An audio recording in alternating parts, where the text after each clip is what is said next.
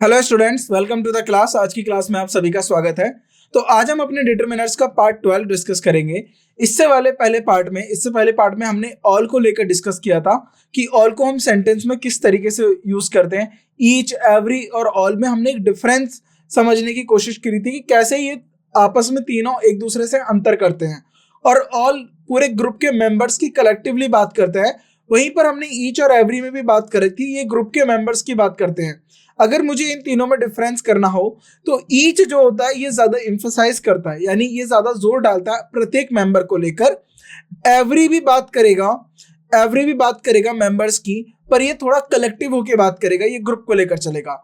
और जो ऑल का मीनिंग होता है, यहाँ पर ऑल पूरे ग्रुप की बात करता है, यानी एक जर्नल फॉर्म में हम ऑल की बात करें तो वो सभी को लेकर बात करेगा, ऑल मेंबर्स की बात करेगा। लेकिन जैसे जैसे आप अगर इस तरीके से आप नेचर में बढ़ते जाएंगे ऑल, एवरी, ईच की तरफ, तो ईच ज्यादा इंफोसाइज करेगा एक इंडिविजुअल मेंबर को लेके। तो आपने देखा होगा ईच और एवरी आप जब लिखते हो, इनके साथ जो नाउन आते हैं ये सिंगुलर फॉर्म में होते हैं, वहीं ऑल के साथ जो नाउन आता है ये हमारा प्लूरल फॉर्म में होता है। ऑल को लेके और ईच को लेके हमने काफी चर्चा करी। अब अगला जो टॉपिक आता है जिसके ऊपर हम चर्चा करेंगे अपने इस लेक्चर में, वो है अदर, अनदर और द अदर। कब हम अदर का उपयोग करेंगे, कब हम अनदर का उपयोग करेंगे और कब हम द अदर का उपयोग करेंगे, इन तीनों के बारे में क्या जानकारी प्राप्त होती है हमें, सेंटेंस में किस तरीके से ये तीनों का इस्तेमाल किया जाता है, और यदि कोई रूल होते हैं इनके साथ तो वो किस तरीके से हमें वो सेंटेंस में उपयोग करते हैं उन रूल्स को, और किन बातों का हमें ध्यान में रखना है। जब हम ये तीनों टॉपिक कवर कर लें उसके बाद हम मोस्ट और मोस्टली, ये ज्यादातर कंफ्यूजन होता है कि मोस्ट और मोस्टली को किस तरीके से उपयोग किया जाता है, क्योंकि एक वर्ड का यूज काफी ज्यादा हो जाता है। अगर मैं बात करूं यूजेस की, तो एक वर्ड को अगर हम जर्नल फॉर्म में पकड़ ले कि उसका रूप अगर एक्स तरीके से उसको इस्तेमाल किया जाता है, तो जरूरी नहीं है वो एक्स तरीके से इस्तेमाल किया जाए, वो ए बी सी डी किसी और फॉर्म में भी इस्तेमाल किया जा सकता है। ये सब कुछ डिपेंड करता है हमारे सेंटेंस के ऊपर कि सेंटेंस में हम उसको किस बात के लिए यूज कर रहे हैं। अगर हमने वो वर्ड सेंटेंस में यूज किया है या उस वर्ड को हमने कॉल की है, कॉल करने का मतलब है उसको उपयोग में लाया है, तो वो किस तरीके से उसका यूज किया जा रहा है सेंटेंस में, उसके कॉन्टेक्स्ट पे डिपेंड करता है।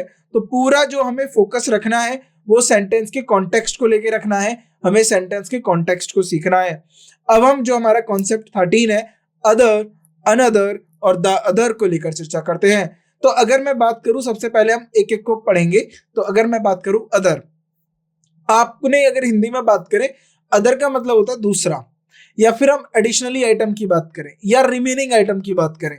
जैसे कि अगर हमें अदर रेफर करना है, जैसे मान लीजिए आपके पास दो आइटम है, आपको एक पसंद नहीं आया तो उस दूसरे वाले को यानी रिमेनिंग वाले को बोलेंगे अदर, यानी जो आपको ऑप्शन में हो, जो आपके पास ऑप्शन में होता है उसको हम अदर बोलते हैं, रेफरिंग टू अ रिमेनिंग और additional item.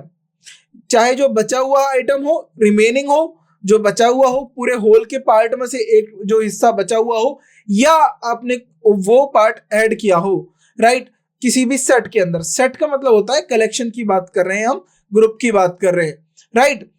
Other is used when talking about the rest of group और एडिशनल आइटम बियॉन्ड दूसरी ऑलरेडी मेंशन्ड, यानी जो पहले से दिए हुए आइटम्स हैं उनके अलावा जो बचे हुए आइटम है उसकी बात करेंगे हम, या फिर जो पहले से दिए आइटम्स के अलावा कोई और हम एडिशनली लेके आ रहे हैं, बाहर से उसको इस्तेमाल कर रहे हैं, वहां पर हम अदर की बात करेंगे।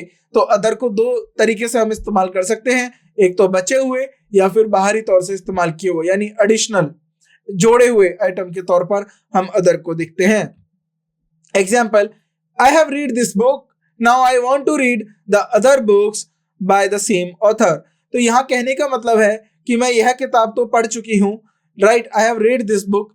अब देखिए हैव के साथ आरईडी रीड जो है ना, ये रीड नहीं रेड पढ़ा जाएगा, क्योंकि ये पास्ट प्रेजेंट परफेक्ट टेंस की बात हो रही है कि मैं यह किताब पढ़ चुकी हूँ, अब मैं चाहती हूँ कि मैं दूसरी किताब पढ़ूं, अदर दूसरी किताब पढ़ूं इसी ऑथर की, बाय द सेम ऑथर, इसी लेखक की, राइट। तो यहां पर जो अदर बुक्स का मतलब है कि मान लीजिए, अब हम बात कर लेते हैं रस्किन बॉन्ड की।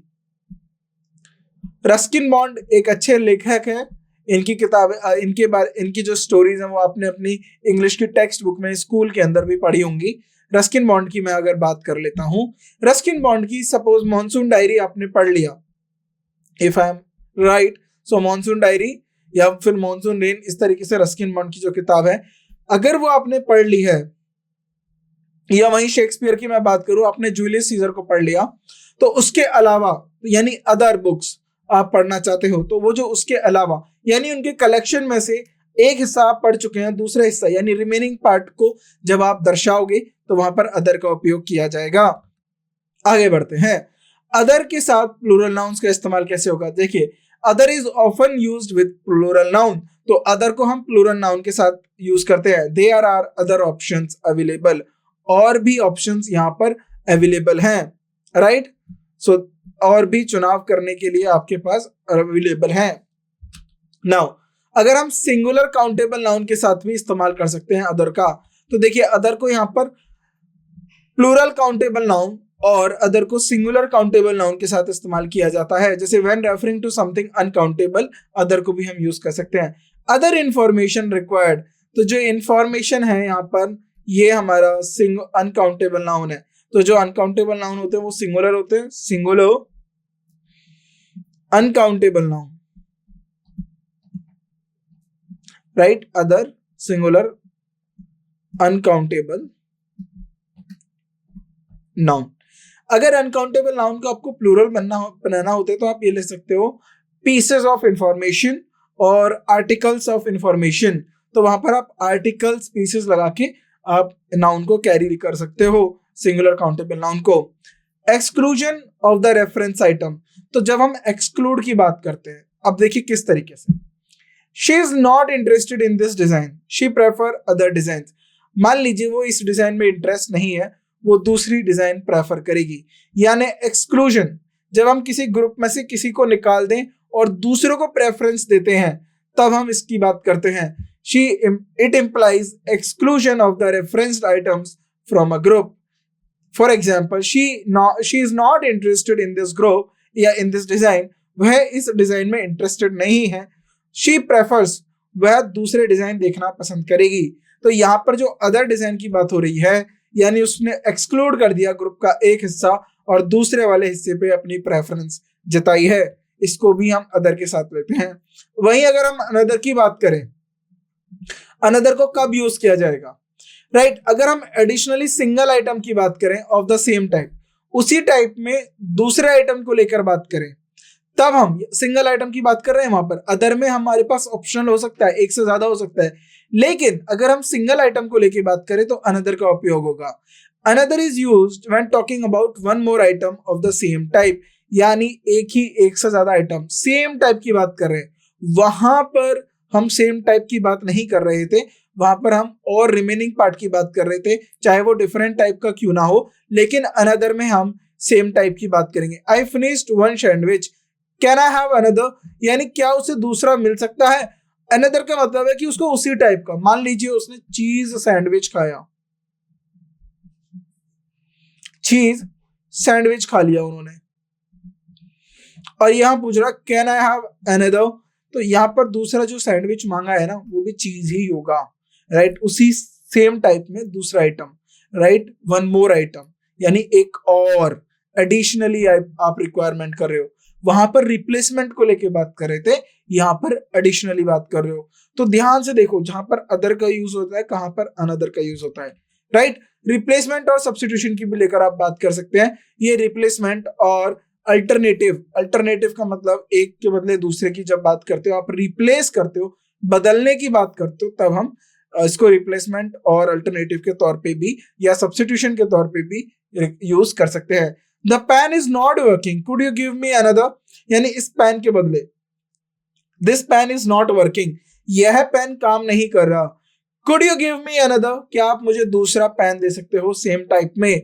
तो यहाँ पर अनदर क्या बात कर रहा है, सेम स्टाइल की बात कर रहा है, सेम टाइप की बात कर रहा है, और रिप्लेसमेंट की बात कर रहा है। जो एग्जिस्टेड पेन है, यानी ये पेन, इसके बदले में जो दूसरा पेन की आप बात कर रहे हो, राइट। सिंगुलर एंड इंडेफिनिट, यानी इट ऑलवेज सिंगुलर, यानी जब भी आप अनदर की बात करोगे, ये हमारा सिंगुलर और इंडेफिनिट की बात करेगा। She needs another hour to complete the work, यानी उसे एक और घंटा चाहिए। तो अनदर का मतलब ही था वन मोर आइटम एडिशनली, एक और आइटम या फिर सब्स्टिट्यूशन किसी एक आइटम का, right, to complete the work. She needs another hour to complete the work. Referring to something different, अगर हम किसी different को रेफर करना चाहें, कुछ अलग को रेफर करना चाहें या किसी अलग पर्सन को रेफर करना चाहें तो another का इस्तेमाल कर सकते हैं. different thing या different person के लिए भी हम another का इस्तेमाल कर सकते हैं. Let us try another approach.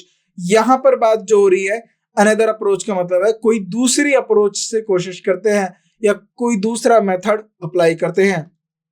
Right अगर हम बात करें द अदर की, द अदर हम किस कंडीशन में यूज करेंगे? तो जब भी रिमेनिंग ऑफ टू पार्ट्स, अगर किसी देखिए अगर कोई है उसके आप दो हिस्से कर दीजिए. राइट तो एक हिस्से के बारे में आपने बात कर दी, तो जब द अदर की बात करोगे ना तो यानी जो दूसरा पार्ट बचा हुआ पार्ट है, दा का मतलब क्या हो गया?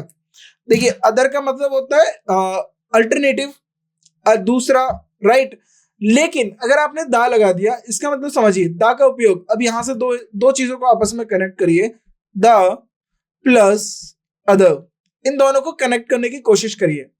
दा होता है हमारा डेफिनेट आर्टिकल. इसका मतलब मैंने आपको समझाया था जब कोई भी नाउन डेफिनेट हो या फिर स्पेसिफाइड हो तो इसमें जिस रिमेनिंग पार्ट की बात करेंगे क्या वो पार्ट स्पेसिफाइड है, क्या वो उसके बारे में जानकारी है? बिल्कुल है. मान लीजिए मैं किसी क्लास की बात करूं और उस क्लास के अंदर है 50 स्टूडेंट. राइट 50 स्टूडेंट्स, तो मैं बात करूं 20 students like cricket and the other one, या फिर मैं बात करूं द अदर्स लाइक किसकी, क्या बोले, द अदर्स लाइक सॉकर. यानी अदर का मतलब हो गया वो जो दूसरे बचे हुए 30 है, यानी जो आपने दो हिस्से किए, फर्स्ट हाफ और सेकंड हाफ. तो ये जो फर्स्ट और सेकंड दो हाफ्स की बात कर रहे हो तो जो दूसरा हाफ है वो आपको पता होगा. The other is when you are referring to the second item और इन अ पेयर. राइट जैसे वन बॉय लाइक सॉकर को, अब ये दो जो हाफ बात कर रहे हैं ना ये दोनों हाफ बराबर होने चाहिए. राइट तभी आप बात करते हो सेकंड आइटम की. वन बॉय लाइक सॉकर, एक बच्चे को सॉकर पसंद है. द अदर प्रेफर्स बास्केटबॉल, तो यहाँ पर जो अदर की बात हो रही है द अदर प्रेफर, इसका मतलब क्या हो जाएगा? The other. राइट जो अदर स्टूडेंट है या जो दूसरा बच्चा है उसको बास्केटबॉल पसंद है. स्पेसिफिक और डेफिनेट रेफरेंस, तो अभी हमने बात करी ये ज्यादा स्पेसिफिक और डेफिनेट रेफरेंस की बात करेगा, यानी ये जिस आइटम की बात करेगा वो नोन होगा किसको? स्पीकर को और लिसनर को. जैसे आई हैव 2 कैट्स, मेरे पास 2 कैट्स हैं, वन इज ब्लैक, तो आप अदर इज व्हाइट नहीं लिखोगे, अनदर इज व्हाइट नहीं लिखोगे, द अदर इज व्हाइट, तो जो दूसरी कैट है वो व्हाइट है. तो यानी ये स्पेसिफिक होके जानकारी देगा, डेफिनेट होके जानकारी देगा, एम्बिगिटी क्रिएट नहीं होने देगा. ये हमारा सिंगुलर और प्लूरल नाउन के साथ आ सकता है. Can be used both singular के साथ और प्लूरल नाउन के साथ भी यूज हो सकता है. किस पे निर्भर करेगा? कॉन्टेक्स्ट पे डिपेंड करेगा. एग्जाम्पल के साथ देखते हैं. एग्जाम्पल अगर हम सिंगुलर नाउन के साथ देखें, the other side of the street. अब स्ट्रीट की तो 2 ही साइड होती है, जाहिर सी बात है. अगर कोई पर्सन इस साइड पे खड़ा है, राइट, तो ये स्ट्रीट हो गया, ये स्ट्रीट हो गया, तो इसमें ये व्हाइट लाइन हो गई. अगर ये स्ट्रीट है तो इसकी ये अगर यहां पर खड़े होकर बात करें the other side of the street, right, तो अगर other side of the street की बात कर रहा तो यानी यही साइड तो होगी. एक रोड के 2 ही तो साइड होते हैं, तो अदर का मतलब है कि हमें पता है ये दूसरी साइड की बात कर रहा है, जिसपे वो खड़ा है उसकी तो बात नहीं करेगा, चाहे वो यहां पर हो चाहे वो यहां पर हो. अगर यहां पर होगा तो हमें पता है अदर साइड का मतलब ये वाली साइड, अगर वो यहां पर होगा अदर साइड का मतलब ये वाली साइड. राइट तो ये अंडरस्टूड है. तो क्या हमें वो अपनी पोजीशन बता दे, हम अदर साइड बता सकते हैं? बिल्कुल बता सकते हैं, क्योंकि ये तो दो रोड की तो 2 ही साइड है, उन दोनों की बात हो सकती है. Right the other days were warmer, यानी जो अभी के जो दिन है वो अभी ठंडे हैं और जो दूसरे दिन है, जो बाद के दिन है, वो गर्म थे. राइट ये बात करेगा exclusivity is in a known set, यानी एक्सक्लूसिविटी का मतलब है कि जब हमें किसी के बारे में स्पेसिफिसिटी हो, हमें जानकारी स्पष्ट रूप से हो. राइट किसी भी नोन आइटम की या पीपल की. जैसे she choose the red dress, the other dress was blue, तो उसने रेड ड्रेस को चूज करा और जो दूसरी ड्रेस थी वो ब्लू थी, तो हमें पता है ये किस रेफरेंस की बात कर रहा है. अब जो कॉन्सेप्ट आता है मोस्ट का, अब जरा इसमें ध्यान से देख लीजिए। अदर अनदर का अगर आपको रेफरेंस दोबारा से मैं आपको बता देता हूँ, क्विक रिवीजन कर लेंगे। अदर जो है ये रिमेनिंग और एडिशनल आइटम्स की बात करेगा, राइट। सो अदर बुक्स हो गया, और ये प्लूरल नाउन्स के साथ यूज करा जाएगा, सिंगुलर काउंटेबल नाउन्स के साथ भी यूज कर सकते हैं हम अदर को। और ये हमारा एक्सकल्शन के तौर पे भी बात करता है। अगर आप किसी चीज में इंटरेस्टेड नहीं हो, तो अगर आप दूसरे हिस्से को प्रेफर करते हो तो उसको भी लेके बात करेगा। अनदर वही अनदर जो होता है एडिशनली आइटम की बात करता है कि और एक आइटम दिया जाए उसी सेम कैटेगरी को लेकर, रिप्लेसमेंट और सब्स्टिट्यूशन के तौर पे भी, पर सेम टाइप का रिप्लेसमेंट और सेम टाइप का सब्स्टिट्यूशन की बात करता है। ये हमारा सिंगुलर इंडेफिनिट की बात करेगा। जाहिर सी बात है ये रिप्लेसमेंट और एक सिंगल आइटम के एडिशन की बात करेगा तो ये सिंगुलर होगा, राइट। वहीं अदर जो है वो प्लूरल के साथ आएगा, राइट। और कुछ डिफरेंट थिंग या डिफरेंट अप्रोच या डिफरेंट पर्सन को लेकर बात करेगा तो हम अनदर का इस्तेमाल कर सकते हैं। द अदर हम कब इस्तेमाल करेंगे? जब किसी भी हिस्से का सेकंड हाफ हमारे को नोन होगा, ये नोन कंडीशन में होगा क्योंकि इसके साथ द आ गया, राइट। जब दो ही ऑप्शंस हो और एक हमें पता हो दूसरा हमें नहीं पता हो तो अंडरस्टूड है, दूसरा भी हमें पता ही होगा क्योंकि दो ही तो है। तो यानी दो हाफ में से एक हाफ के बारे में जानकारी हो तो अंडरस्टूड हो जाएगा, सेकंड हाफ के बारे में भी आपको जानकारी मिल जाएगी। तो द अदर हमारा किसके लिए यूज होता है? अगर बात करें डेफिनेट केसेस के लिए। नाउ मोस्ट की बात करते हैं हम। मोस्ट का मतलब होता है मेजरली, ज्यादातर। तो मोस्ट की अगर हम बात करें, राइट, ऑल, मेजरली, ज्यादातर, तो हम मोस्ट को किस तरीके से इस्तेमाल करते हैं? देखिए मोस्ट का जो मीनिंग है वो डिपेंड करेगा उसके यूजेस पे। The most, right, the meaning of most and the use of the with most can be actually very depending. यानी मोस्ट और द मोस्ट का जो मीनिंग होता है ये कॉन्टेक्स्ट के ऊपर डिपेंड करता है। और मोस्ट को अगर मैं हिंदी में बोलूं किस तरीके से इस्तेमाल करते हैं तो मोस्ट का मतलब होता है अधिकतर। अगर हम बात करें मीनिंग ऑफ मोस्ट की, सबसे पहले मोस्ट एज का मतलब होता है नियरली ऑल, अधिकतर। जब भी हम मोस्ट की बात करेंगे इसका मतलब होता है अधिकतर। अब अधिकतर का मतलब होता है मेजॉरिटी, बहुमत। क्या उस आपने देखा होगा जिसकी बहुमत होती है सरकार उसी की बनती है, यानी वही पार्टी सरकार बनाएगी जिसकी बहुमत होगी, यानी जिसके most of the members candidates जो भी इलेक्शन जीते होंगे। तो मोस्ट का मतलब क्या समझिए, यानी अगर एक हिस्से में से, जाहिर सी बात है 50% को तो मैं नहीं बोलूंगा, 50% से ज्यादा होगा तो वो मोस्ट की कैटेगरी में आएगा। यानी नियरली ऑल, नियरली ऑल, ज्यादातर सभी, और मेजॉरिटी, बहुमत की जब आप बात करें, majority of, the majority of, जिसकी बहुमत हो, तो उसके लिए हम क्या यूज करते हैं? Most, right. Most people enjoy music, तो यानी the majority of the people, या द मेजर ऑफ द नहीं लिखेंगे यहाँ पर, majority of people enjoy music. Of the का भी मतलब बताएंगे कब हम मोस्ट ऑफ द का इस्तेमाल करते हैं।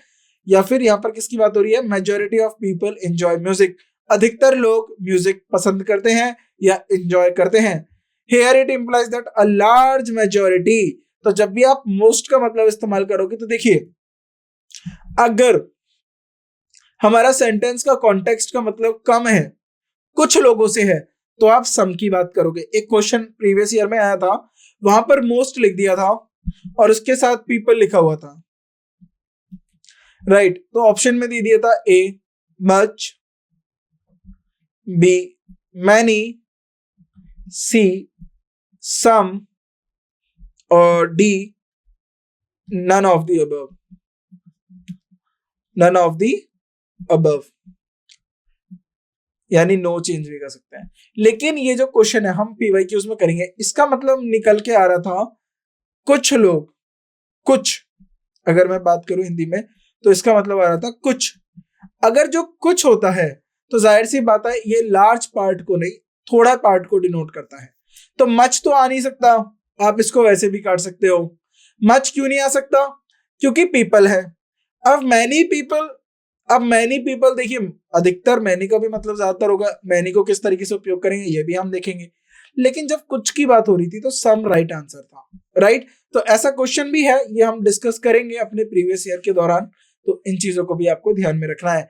तो मोस्ट का मतलब होगा अधिकतर। जब हम अधिकतर की बात करेंगे तो मोस्ट को इस्तेमाल करेंगे। अब हमें देखना है कि द मोस्ट के साथ कब उपयोग किया जाता है और कब नहीं किया जाता। अगर नहीं किया जाता तो क्या मीनिंग निकलता है, अगर किया जाता है तो क्या मीनिंग निकलता है। तो यहां से हम द मोस्ट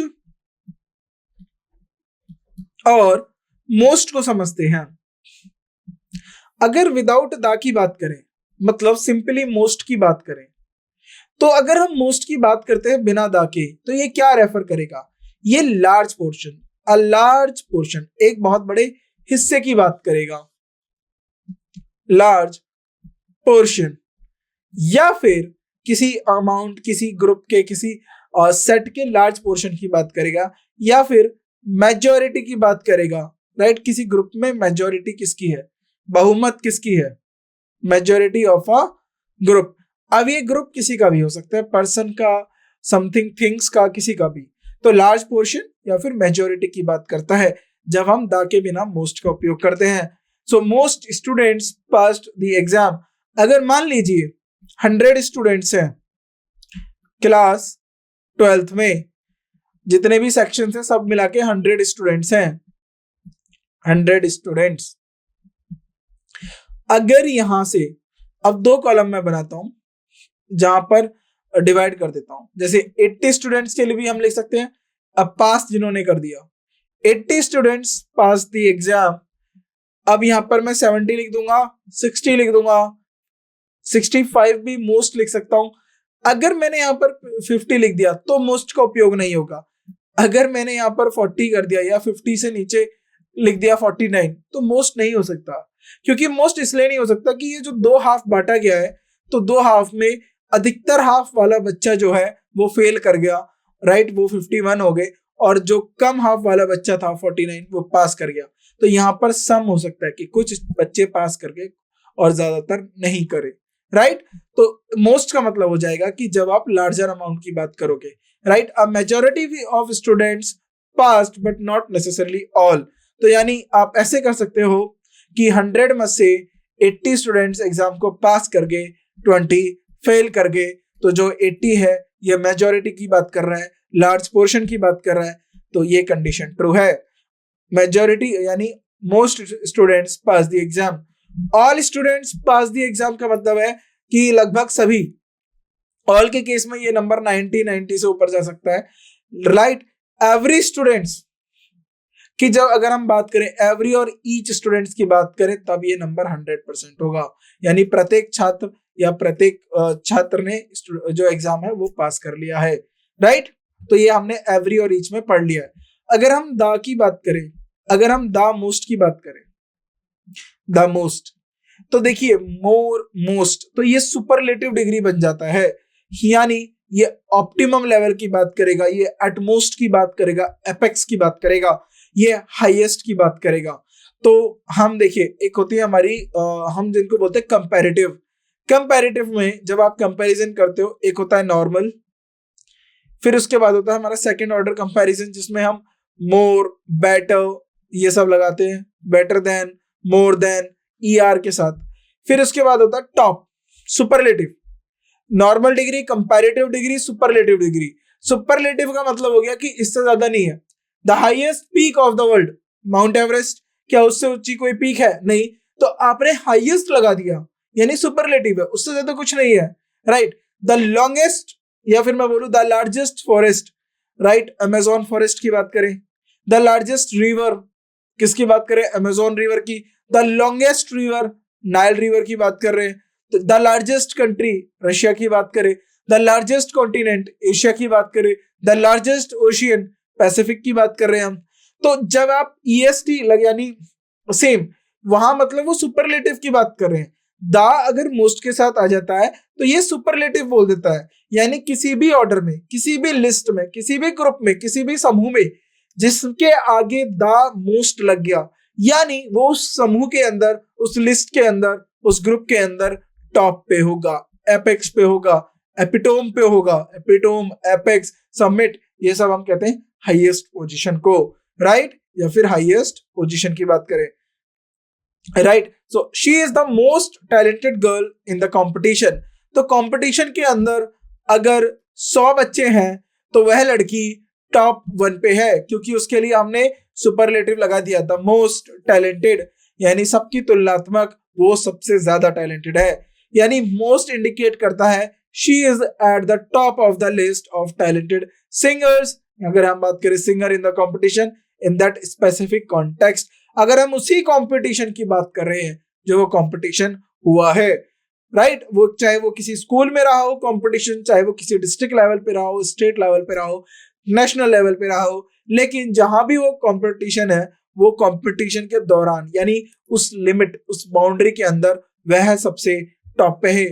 तो मोस्ट का मतलब अगर सुपरलेटिव में हम इस तरीके से इस्तेमाल करते हैं। कंपैरेटिव और सुपरलेटिव के कॉन्टेक्स्ट में समझा देता हूं। तो मोस्ट किस में यूज होगा? कंपैरिजन के अंदर, और वो भी सुपरलेटिव बताने के लिए, हाईएस्ट डिग्री को बताने के लिए। The most important issue here is safety. तो जो भी इश्यूज रहे हैं या जो भी इशू है उसमें से जो सबसे ज्यादा इंपॉर्टेंट इशू है वो सेफ्टी है। तो कैटेगरी किसकी हो गई? इशू की कैटेगरी हो गई, इश्यूज की कैटेगरी हो गई, और उसके अंदर टॉप किस इशू ने किया? सेफ्टी के इशू ने, सेफ्टी ने। तो हाईएस्ट लेवल ऑफ इंपॉर्टेंस किसको दी जाए? औरों के कंपैरिजन में सेफ्टी को दी जाए, क्योंकि सबसे इंपॉर्टेंट कौन है? The most important. अब the use of most is an adverb. हम मोस्ट को एक एडवर्ब के तौर पे भी इस्तेमाल करते हैं, राइट, विद और विदाउट द, बिना द के हम मोस्ट को एक एडवर्ब के तौर पे भी इस्तेमाल करेंगे, एडवर्ब के तौर पे भी इस्तेमाल करेंगे, राइट। सो अब इसका जो मीनिंग है वो वेरी करेगा, तो इसीलिए हमने लिखा है कि हम इसको और डिटेल में जाते हैं। अगर हम मोस्ट को एक एडवर्ब के तौर पे इस्तेमाल कर रहे हैं बिना किसी दा के, तो ये हाई डिग्री और एक्सटेंट को इंडिकेट करता है। When used as an adverb without the, तो एक एक चीज को ध्यान से समझिए। Most typically means to very great degree, किसी ज्यादा अमाउंट ऑफ डिग्री या वेरी मच को इंडिकेट करता है। She is valued most by her colleagues, यानी उसको, अब देखिए इसका यहाँ पर जो मोस्ट का मतलब दिया गया है, ये जो वैल्यूड है ना, वैल्यूड को ये और ज्यादा सिग्निफाई कर रहा है। Indicate that among various people her colleagues value her to the greatest degree, यानी और सारे लोगों में से उसके जो कलीग्स है वो उसकी ज्यादा वैल्यू करते हैं, औरों की तुलना में सबसे ज्यादा करते हैं in the greatest degree. No superlative implication, तो most does not necessary imply the highest, right. किसी, अगर हम बात कर रहे हैं इसका एडवर्ब यूज, तो ये हाईएस्ट की बात नहीं करेगा अगर हम इसको कंपैरिजन में देखें, बट हाँ ये इतना बताएगा कि उसकी इंटेंसिटी और एक्सटेंट ज्यादा है, उसकी इंटेंसिटी और एक्सटेंट को लेके बात करेगा। एडवर्ब के तौर पे ये जो है उस, देखिए एक होता है हमारा कंपैरिजन की डिग्री, कंपैरिजन के अंदर दा लगा के हम सुपरलेटिव की बात करते हैं, तो दा प्लस मोस्ट होगा तब हम उसको सुपरलेटिव की तरह ट्रीट करेंगे। लेकिन अगर ये एडवर्ब के तौर पे बिना किसी दा के आएगा, तो ये जो ज्यादा फोकस कर रहा है, ये फोकस किस पे कर रहा है? उसकी इंटेंसिटी पे और उसकी राइट उसके एक्सटेंट पे। जैसे कि उसकी जो वैल्यू करते हैं, सबसे ज्यादा वैल्यू उसके कलीग उसकी करते हैं। मान लीजिए यहां पर मैं लिख देता हूं सीता, जो सीता की वैल्यू की जाती है उसके कलीग के द्वारा वो सबसे ज्यादा है। ये नहीं है कि उसकी सबसे ज्यादा की जा रही है, लेकिन वहां पर उस कॉन्टेक्स्ट के अंदर कि उसकी वैल्यू बहुत ज्यादा की जाती है उसके कलीग्स के द्वारा, राइट। अगर मोस्ट को हम एडवर्ब की तरह यूज करें दा लगा के, अब देखिए वहां पर बिना दा की बात कर रहे थे, यहां पर दा लगा की बात करेंगे, तो यहां पर सुपरलेटिव डिग्री की बात करेंगे, यानी यहां पर बात करेंगे ये हाईएस्ट एक्सटेंट और हाईएस्ट डिग्री की बात कर रहे हैं, जितने भी एलिमेंट्स के साथ उसको कंपेयर किया जाए। जैसे she is the most widely read author in this genre, यानी इस जेनर में, अब देखिए जेनर का मतलब होता है ये कैटेगरीज होती है, fiction, non fiction, crime, psychology, right, और उसके बाद और भी बहुत होते हैं, पॉलिटिकल हो गया, ज्योग्राफिकल हो गया, राइट, जियोपॉलिटिक्स हो गई, इंटरनेशनल अफेयर्स हो गया। तो ये बहुत सारे जेनर्स है राइटिंग के।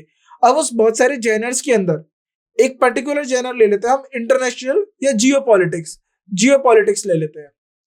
तो जियोपॉलिटिक्स के अंदर she is the most widely red author, यानी सबसे ज्यादा उसको पढ़ा जाता है, यानी जितने भी उस कैटेगरी के अंदर ऑथर हैं सबसे ज्यादा उसको पढ़ा जाएगा। यानी the use of the most here indicate that the among authors in the same genre, उसी जेनर में बात करें जिसमें वो है, she read the highest degree, she read to the, उसको सबसे ज्यादा इंपॉर्टेंस मिली गई है, right. So choice to use the और द के साथ विद मोस्ट के साथ हम एडवर्बियल फॉर्म में डिपेंड करता है कि हमारा इंटेंशन कैसा है।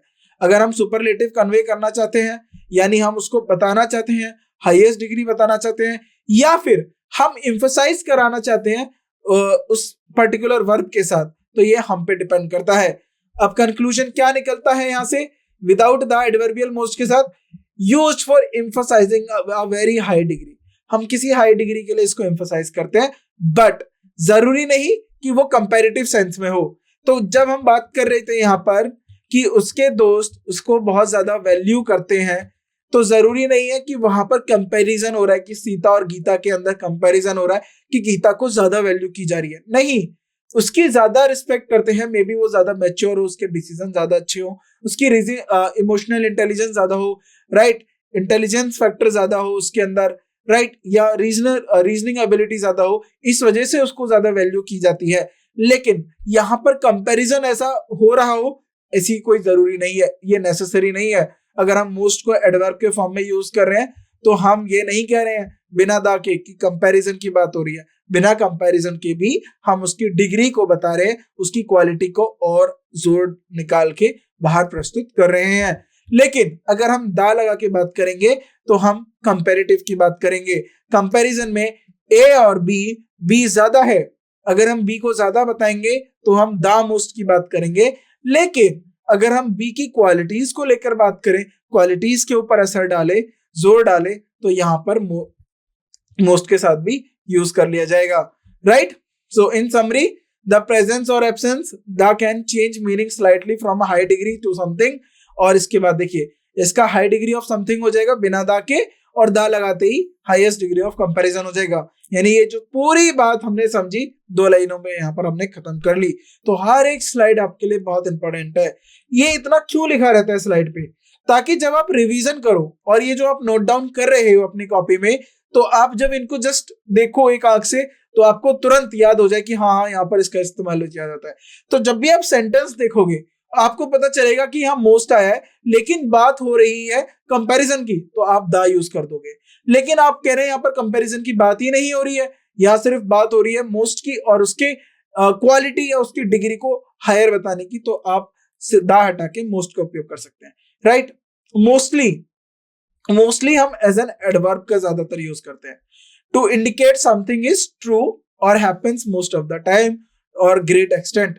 यानी मोस्टली हम क्या बताते हैं कि कोई चीज सच है, सही है, और मोस्ट ऑफ द टाइम यानी उसकी फ्रीक्वेंसी की बात कर रहे हैं, और टू ग्रेट एक्सटेंट या उसके और लार्जर अमाउंट की बात कर रहे हैं। बट यहाँ पर कंप्लीटली और एक्सक्लूसिवली से मतलब नहीं है, पूर्णतः से मतलब नहीं है।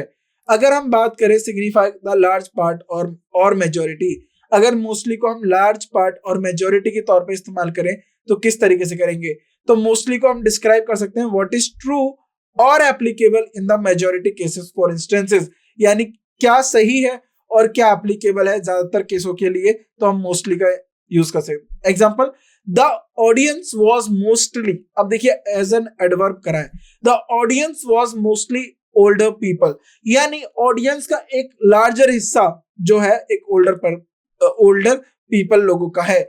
यानी ये क्या सजेस्ट करता है, while the majority of the audience was older people, whereas some also individuals who did not fit into this category, यानी कुछ mostly older बोला है, कि ये नहीं बोला कि all the older people, ज्यादातर older लोग हैं, लेकिन कुछ ऐसे लोग हैं जो older नहीं है, यानी कुछ ऐसे लोग हैं जो older people की कैटेगरी में फिट नहीं हो सकते, यानी हम लार्ज अमाउंट को बता रहे हैं, राइट। इंडिकेटिंग प्रीडोमिनेंट कैरेक्टरिस्टिक और ट्रेंड, राइट, तो किसी के कैरेक्टरिस्टिक्स और उसके ट्रेंड्स को लेकर भी बात करेगा, या किसी सिचुएशन को, ट्रेंड का मतलब हो गया सिचुएशन के अकरेंस को, यानी कोई सिचुएशन कितना जल्दी रिपीट करती है। For example, the weather is mostly sunny, तो ज्यादातर जो वेदर है यहाँ का सनी रहता है, यानी मोस्ट ऑफ द टाइम सूरज यहाँ पर रहेगा, लेकिन कभी कभार बारिश, बादल या छांव भी रहती है, यानी weather is sunny most of the time though there may be occasionally variation. तो आप जरा देखो यहाँ पर हम इसको एडवर्बियल तौर पे यूज कर रहे हैं, और ये किसी भी स्टेटमेंट को क्वालिफाई करने के लिए भी यूज किया जाता है। Mostly is often used to add nuance to statement suggesting this is not absolute. जैसे her novels are mostly set in rural areas, तो उसके जो नॉवेल्स है ज्यादातर किसके ऊपर बेस करते हैं, रूरल एरियाज के ऊपर, यानी ज्यादातर, सभी नहीं ज्यादातर, राइट। बट यहां पर देखने का पर्पस ये है कि mostly as an adverb use करा जा रहा है। अगर हम बात करें मोस्ट के कंपैरिजन में मोस्टली का, तो ये हम इसको एज अ क्या एडवर्ब ज्यादा यूज करते हैं मोस्टली को, राइट। जैसे कि मोस्ट हम क्यों, unlike most which is use more definitively, जो मोस्ट है वो ज्यादा डेफिनेटिवली और एक लार्ज पार्ट और पार्टी को बिलोंग करता है, वही मोस्टली जो है एक्सक्लूसिव कंडीशन नहीं है, ये ज्यादातर एडवर्ब के तौर पे इस्तेमाल किया जाता है। जैसे most of the apples are ripe, यानी एक लार्ज पार्ट है जो एप्पल्स का वो राइप है, यानी implies a larger portion are ripe. The apples are mostly ripe, यानी एप्पल ज्यादातर पके हैं। दोनों में अंतर है, देखिए आपको लगेगा दोनों सेम है, लेकिन दोनों में अंतर है। यहाँ पर हम बात करें एक लार्ज पोर्शन जो है वहां पके हुए आम है, यहाँ पर हम बात कर रहे हैं कि जो आम है वो सिग्निफिकेंट नंबर, मतलब ठीक ठाक जो है आम पके हुए, बट नॉट ऑल, सभी नहीं। यहां पर नियरली ऑल होता है। मोस्ट में हमने यही तो पढ़ा स्टार्टिंग में, मोस्ट ऑल, यानी मोस्ट का मतलब होता है नियरली ऑल, बस कुछ कसर छूट गई। लेकिन मोस्टली का मतलब होता है सिग्निफिकेंटली, यानी सिग्निफिकेंट इनफ अमाउंट में, राइट। इस तरीके से नेगेटिव कंस्ट्रक्शंस करेंगे, the story was mostly untrue, तो इसका हम नेगेटिव कंस्ट्रक्शन में भी इस्तेमाल कर सकते हैं, right. So large part of the story was not true, the story was mostly untrue का मतलब है कि जो लार्ज पार्ट है स्टोरी का वो नॉट ट्रू है, कुछ हिस्सा उसके फैक्ट्स पे हो सकता है। तो हमने यहाँ पर अच्छा खासा अनदर, द अदर, अदर का यूज कर लिया, मोस्ट और मोस्टली का यूजेस पढ़ लिए। तो इनको अच्छे से रिवाइज करिएगा, अच्छे से प्रैक्टिस करिएगा। एग्जाम में ये ज्यादातर आपके बहुत इजी क्वेश्चंस पूछे जाते हैं, ज्यादा डिफिकल्ट क्वेश्चंस मिलेंगे नहीं। इवन दो हम काफी डिटेल में गए हैं इसके, राइट, हम काफी डिटेल में जाके पढ़े हैं, लेकिन एग्जामिनर आपसे इससे ज्यादा कुछ नहीं पूछेगा, ये एक्सक्लूसिव है। जितना यूज हम पढ़ रहे हैं इससे ज्यादा कोई यूज नहीं आएगा एग्जामिनर आपसे पूछता। तो ये जो कॉन्सेप्ट आप सीख रहे हो ये बहुत इंपॉर्टेंट कॉन्सेप्ट है, इनको मल्टीपल टाइम रिवाइज करिए, बार बार इनको रीड करिए। आपके पास ये सारे नोट्स हैं, इनको अच्छे से पढ़िए और समझिए, राइट। तो इनको अपने कॉपी में हैंडआउट्स बना के रखिए और बार बार इनकी प्रैक्टिस करिए। इसके बाद हम इनकी जो प्रैक्टिस है मोस्ट की, अदर की, अनदर की एक्सरसाइज में भी करेंगे, और इसके बाद हम इनकी प्रीवियस ईयर क्वेश्चंस में भी काफी अच्छे से प्रैक्टिस करेंगे। तो आज के लेक्चर में इतना ही, आगे के टॉपिक्स हम अपने नेक्स्ट लेक्चर में कवर करते हैं। Thank you so much.